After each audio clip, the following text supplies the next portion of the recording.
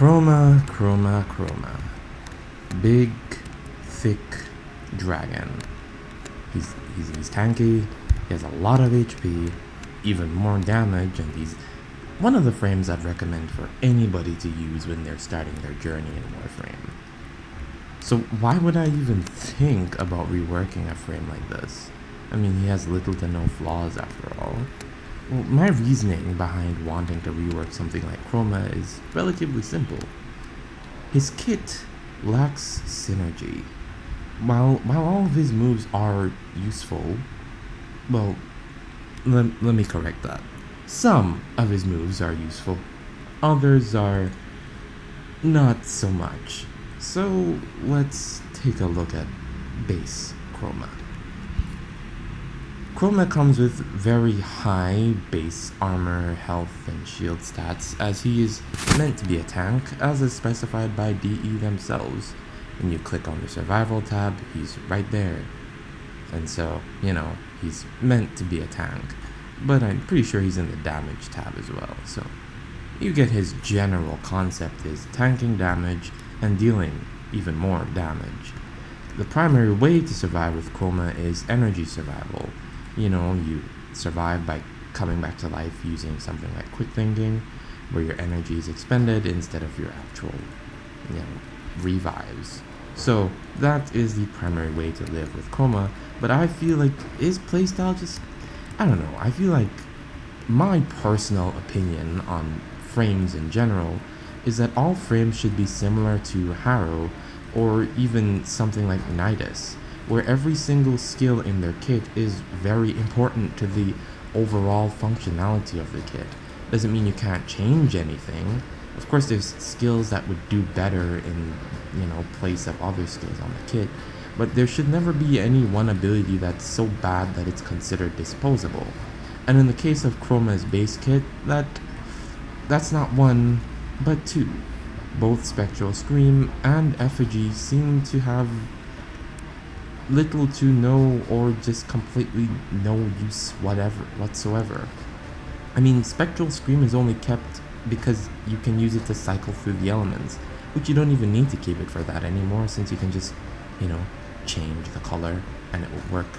And then Effigy is mostly kept around because it gives extra credit and credit multiplier chance and all that. So, in all honesty, Effigy is just a throwaway ability, and that should never be the case. So, let's take a quick look at Chroma, how he works, his flaws, and his various strengths and weaknesses. And we're in the Cinemachrome. This is where the most important part is done, the testing. So Chroma has two buffs. The first buff being Scorn, which is a damage reduction buff. It basically increases your armor, and so armor is important because, again, survivability, but armor only applies to HP, which is, very important to remember. Your shield is not affected by armor. The second buff is Fury. It increases weapon damage by a lot. I mean a lot. You see in a moment how big a difference Fury makes in regards to weapon damage, but it's really important in regards to how Chroma deals damage. Without Fury, Chroma basically doesn't deal damage at all. So let me show you the difference with and without Fury. Should I wait for these arcanes and stuff to wear off? No, the difference is still gonna be pretty huge even without them. Okay, well maybe I should wait for those to wear off. I mean, one of them is Merciless, and Merciless is pretty busted. So let me they're gonna wear off soon, right? Oh no, galvanized thingy is still on. Okay, let me switch weapons and then switch back, because I think that will clear them. Yeah, there, I cleared them. Okay, so let's see this damage without Fury or any arcane buffs and such. It takes a lot longer. When you stack up your arcanes, mix it with Fury and Elemental Ward, your damage gets pretty insane pretty quickly. That's our first kill with Fury. Alright, that's our first weapon kill. It's the second kill. By the third kill, you automatically start seeing some huge differences in your damage. Like, huge differences. The enemies just get vaporized. So yeah, definitely a huge buff. And then the next buff that we're gonna have to take a look at is unpause AI, resummon all the enemies. This is the next buff. You can probably guess we're looking at Scorn, and I don't know, but 880% damage reduction, or additional armor, if you will. It's pretty crazy. Like, I'm barely taking any damage from these guys. And then I can just chuck on my elemental ward for even more armor from cold. So, you know, pretty insane survivability, combining the two of them together. Start ripping through some enemies. Right? But these are the only two moves in his kit that are viable enough for Steel Path. Like, none of his other moves in his kit cook like this. All the other moves in his kit are basically fodder. No insult to the devs who created him or to his design in general, right? The moves themselves are cool and the concept is there, but they're lacking in both numbers and versatility. That's the biggest problem. Like, in the case of Spectral Scream, it's lacking in numbers and versatility. In the case of Effigy, it's just numbers alone, because Effigy is very, very versatile. So, what changes would I suggest for Chroma? Well, the most important change is, well, just Spectral Scream and the way it works. I would suggest that Spectral Scream is now made into, rather than a DPS tool, a status spreading tool.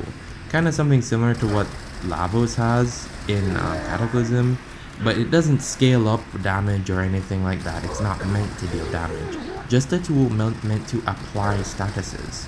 And then we could tie it together with Effigy, allowing it to make it so that Effigy becomes some kind of like damage buffing totem of sorts, where whilst for every enemy inflicted with a status effect from Spectral Scream, Effigy will multiply add those status effects to your weapon damage and increase the damage that it deals. Like, each elemental status that's added to your weapon from all the nearby enemies is now like an additional multiplier to your damage. So I wanted to give in on some numbers for this. So if you have cold selected for Effigy, not Effigy, for your frame, if cold is your selected element, and you use Spectral Scream to apply that cold element, like so, and like it would now change to have like a 30-meter application radius. So instead of just procking on like one or two enemies like it does now, it's gonna proc on a lot more than that, and it's gonna hit incredibly small, teeny tiny bits of almost unrecognizable and minuscule damage. But its primary focus is now just on spreading those statuses and making the enemies, you know, weaker with those statuses, and increasing the power of Elemental Ward.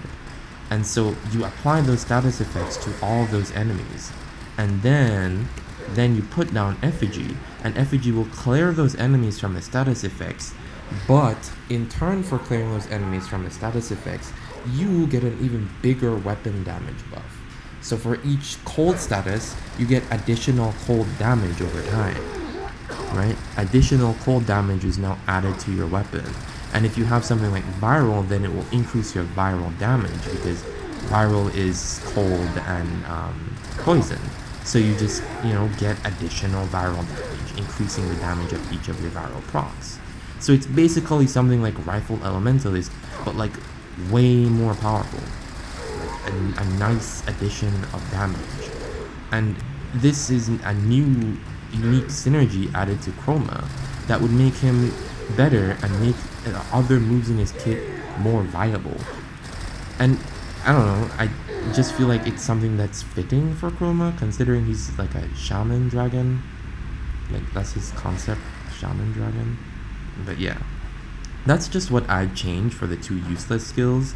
The only other thing I would suggest doing would be to just fuse Elemental Ward and Vex Armor, and then add one more move, because pressing the two skills separately kind of feels redundant since they do very similar things. Elemental Ward, in essence, is a skill that gives users buffs based off of a selected element. So here it is, the element you can select it using your first skill. Elemental Ward will give you the following buffs. So if you select Cold, you'll get armor and a damage multiplier and a status chance increase.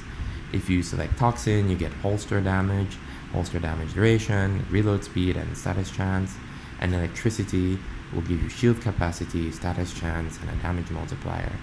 And the radius is for the casting of the ability itself. And Heat is additional health, and it has damage per second and a status chance. I'll show each one differently. So let's start with Electricity.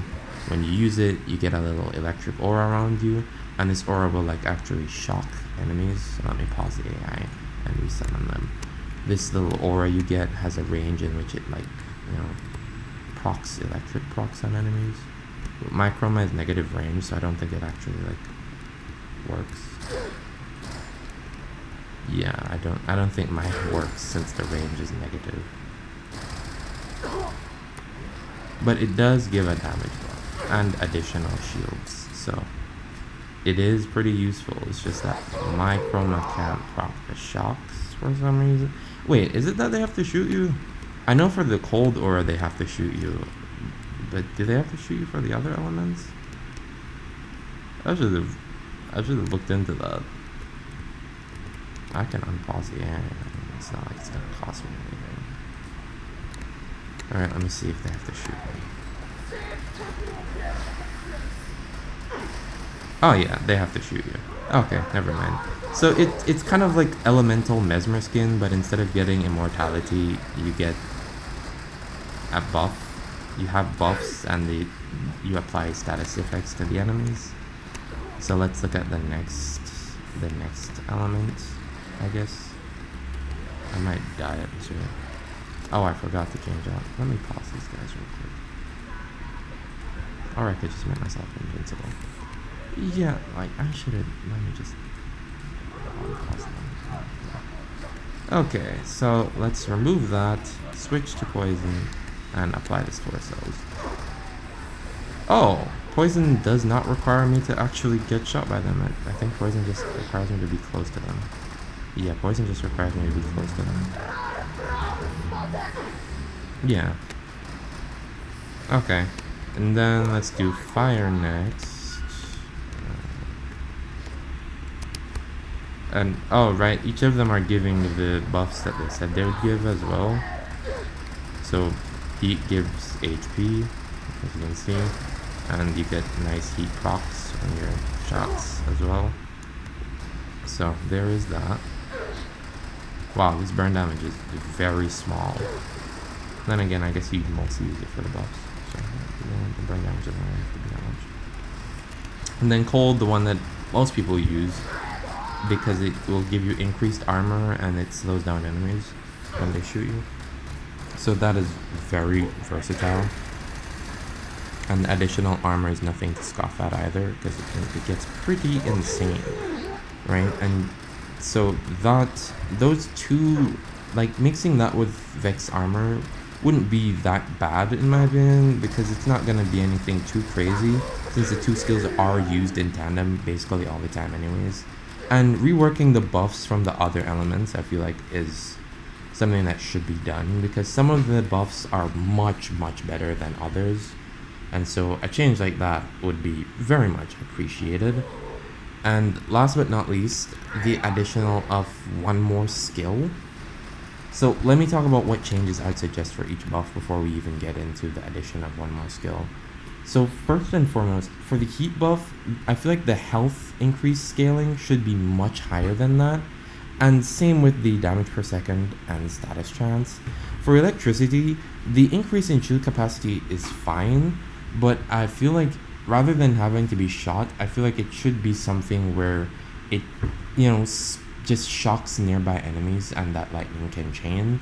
Since for the most part, Chroma isn't built for range, rather he's built for damage and duration, so it would be much better if the electric zone or the electricity element for Elemental Ward was just like a little chain lightning, kind of like what Wisp can give to her teammates. And then Toxin, rather than holster damage and holster damage duration, I think that Toxin would be better off just like giving you a toxic damage buff to all your weapons, and then the additional reload speed and status chance would be there as well, and then just leaving it like that and just removing the holster damage and damage duration. And then Cold is already fine the way it is. I wouldn't really recommend any changes to Cold, but I feel like changing the other ones to make them more viable so people have more of like a challenge picking which ones to use would be within the best interests. And so these two, Elemental Ward and Vex Armor, would now become the first skill, and then the second skill would become Spectral Scream, well, the reworked version, where it's just a status spreader. Then Effigy becomes your third skill, where it still gives you like a money bonus and stuff, and it still gives you armor reduction, but it now gives you an even bigger weapon damage buff. And then last but not least, an additional, like final additional skill that I'd make would basically be where he summons something akin to an what's it called again? What are those weapons called again? Exalted. Yeah, he summons something akin to an exalted weapon, but it isn't exactly a weapon per se. Rather, it's just a change in fighting style. So he uses all of his weapons, and his weapons are now like supercharged with the elements. So he enters a state where all of his weapons are now supercharged with elements, and they no longer deal any physical damage. They deal strictly elemental damage now. And so he's now radiating this powerful aura of all the elements mixed together, all the elements he has access to mixed together. And so he just, bull charges at people and kills them with his weapons, just shooting them to absolute death. And it wouldn't give you a weapon buff, it just makes it so all of your weapons deal elemental damage. Scaling, and it's like the elemental damage your weapons deal scales based off the amount of elements that are propped onto enemies in your environment. And what was that aim just now? That was sad. I missed so many of those shots. But those are the changes I would suggest for Chroma. So, I don't know. I love Chroma the way he is now, but I don't feel like a change would hurt him. Right? Because most people only use Chroma for stuff like Prophet Taker, and it's kind of sad that's the only use people find for him. I feel like he can be used for a lot more than that. But yeah, my next video is definitely going to be on Limbo. So like, comment, subscribe, and tell me how boring and or bad my videos are. I mean, they are boring, that's for sure, because I do nothing but talk about how I wish a frame could be, when I know it's probably never gonna be that way. Same goes for my Loki video. Sad, Loki names are crying now. But yeah, more frames should definitely be like Harrow. Harrow is incredibly versatile, and he's very self-reliant, a type of frame you can just take into a solo mission and be okay. Like, he has survivability out the wazoo, because he can just do that and stun all the nearby enemies and get shield back from it, right? Like, look at that. You can buff yourself and give yourself additional fire rate, give yourself additional crit chance with your ult. You can give yourself like buffs for days, right? Additional reload speed, you can heal yourself. Like, this frame has everything. Like, a little bit of everything is what this guy can do, right? And he can take perfect care of himself, right? Like, even if I turned off this invincibility, even though it would trigger me, I would be fine. I would not die, because Harrow is absolutely insane. Speaking of turning off the invincibility, I will turn off the invincibility and show just how insane Harrow is. Hold on, I forgot to turn it off. There we go. Yeah. Let me show you just how insane Harrow can be. Right? And you get iframes while your ult is active, by the way, so that's even more brokenness. And your ult will increase your crit chance and such. So, yeah. Incredible frame, and I feel like more frames should be like Harrow, where you shouldn't have to be like switching moves at the helmet every 2 seconds, where you should just like be able to rock with the frames based moveset without worry, right? I don't feel like you should, like, it should be a requirement for you to change a move. Rather, changing a move is an optional thing that you can do if you feel like your frame could do better with that move, or if your playstyle uses that move better or more, right? Like, I feel like that's the case, or that should at least be the case, where it shouldn't be like, oh, I'm using this move because I need to, otherwise my frame is gonna be trash without it. Because that doesn't make sense. Like, then what's the point of your moveset? What's the point of the frame's natural moveset? Kind of counterproductive. If every time you get a frame, or you use a frame, you have to trade off this move for another move. Why can't the frame's innate moveset be good enough? I don't know, maybe I'm just weird, but I don't feel like it should be like that. So yeah, these are Steel Path enemies, by the way. The Steel Path modifier is on. So these are Steel Path Heavy Gunners. They're not the max level, because I don't have that unlocked.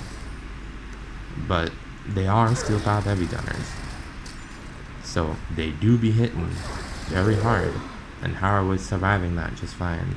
And I wasn't even playing at the fullest, by the way. I was just killing them. So Hara is incredibly good.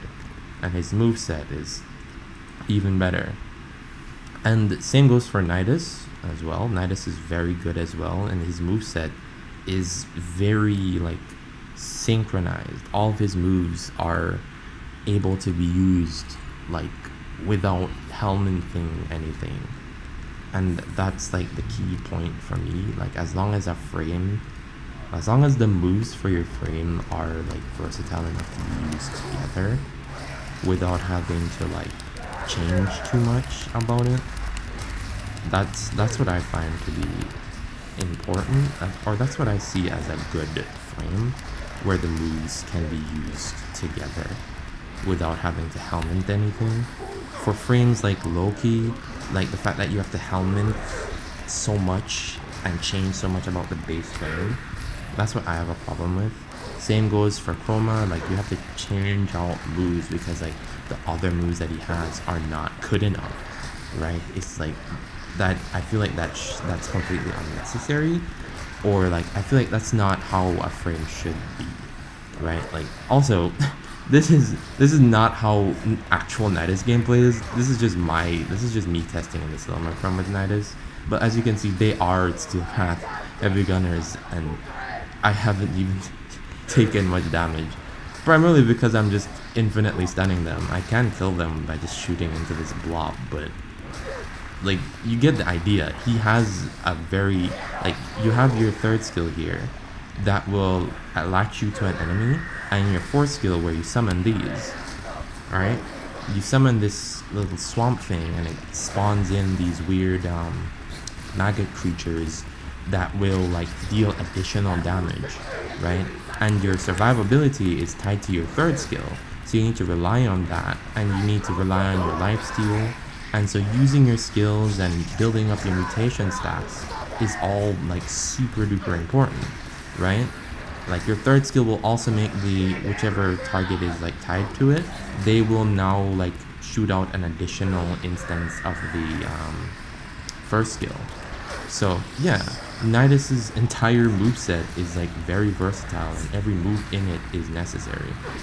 Immediate recast. This dude is in hell. But yeah, and mind you, Nidus isn't even the greatest ability casting frame out there, and my build isn't exactly perfectly suited for ability casting either. But it still almost killed these guys. So what is that range? Nasty. Well, that's nasty range. Come back here. That's not that.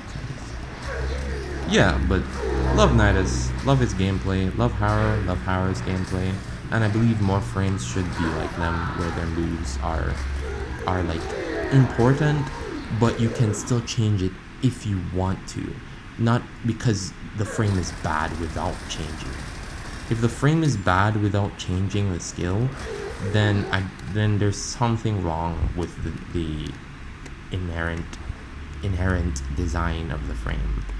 I'm trying to think if there's any other frames that are like that are like really good without needing to change any skill. Well, there is Caliban as well. Caliban is another one that I'd say is really good, and you don't need to change much of anything about him because of, like, firstly, you do have these summons that will distract and tank enemies for you and give you additional shields. So these guys help your survivability.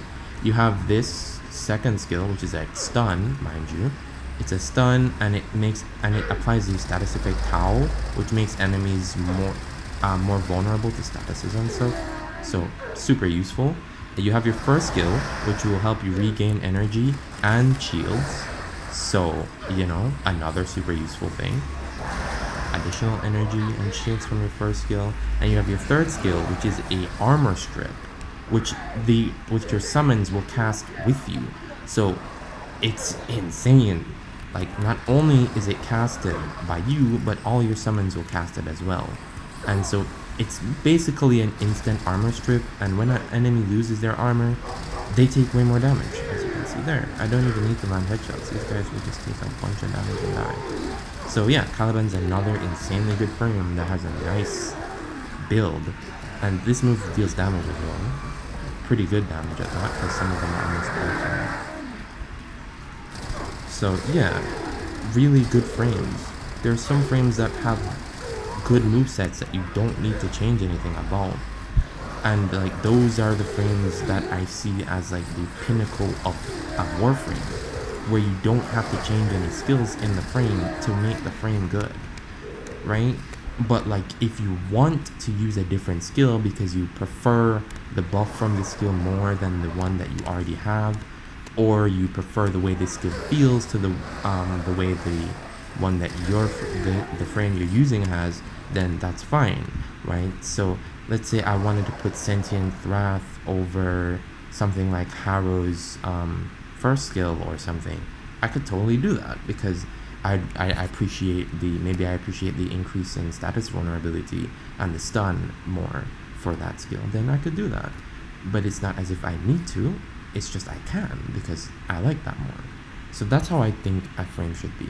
Next frame I'm gonna do is definitely Limbo, because I love Limbo a lot, but I feel like because of how his moveset is, and because his moveset can kind of, I guess, mess with teammates and stuff, it could definitely use some work in that regard. But not just that, there's also just some minor changes that I think would make Limbo better. But yeah, thank you guys for watching. Remember to like, comment, subscribe.